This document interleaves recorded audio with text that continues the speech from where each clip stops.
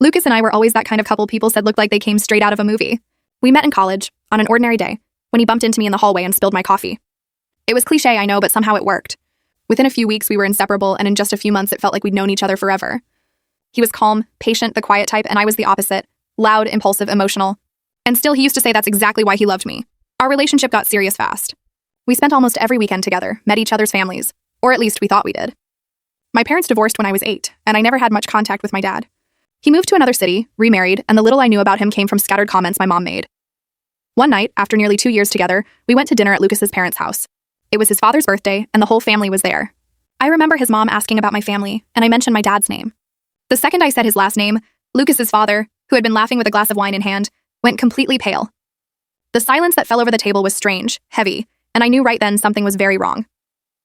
After dinner, he asked to speak with me privately. His hands were shaking as he explained that many years ago, before marrying Lucas's mother, he had a relationship with a woman who had the same name as my mom. Then he asked where I was born and when my parents had been together. And that was when the fear hit me. He looked shocked, and so was I. That night, Lucas drove me home, but we barely spoke. When I got inside, I went straight to the bathroom and cried until I couldn't anymore. The idea that the man I loved might actually be my half-brother was something my brain simply couldn't process. I didn't sleep for days. My mom tried to calm me, saying my biological father was a different man, that there was no reason to panic, but she didn't sound completely sure herself. Lucas was broken too. He texted me saying he loved me but didn't know what to do, that he was scared of crossing some terrible line. We stayed apart for a few weeks, both lost. Then we decided to do a DNA test.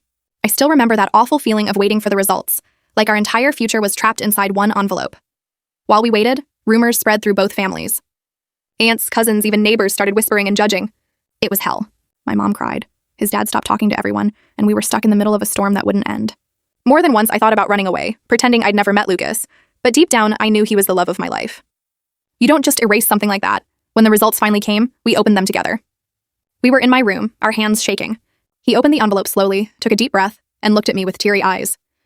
"We're not related," he said. I started laughing and crying at the same time.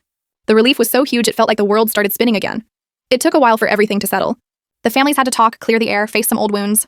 Lucas's father explained that yes, he'd been with a woman who shared my mother's name, but she wasn't actually her. It was all one of those absurd coincidences life invents just to test us. As time passed, the fear turned into understanding. Lucas and I got back together, stronger than ever. Today, when we look back, we laugh. But it's the kind of laughter that comes from people who've cried too much. Sometimes I think love, when it's real, survives even the impossible. Maybe that's what saved us. Knowing deep down that what we felt was true. Stronger than any doubt. The other night, Lucas said, "If life tried that hard to pull us apart, it's because it wanted to see if we were real." And I laughed and said, well, now life will have to deal with it. Because after everything we went through, we learned that real love isn't measured by blood, but by the courage to stay when the whole world says you shouldn't.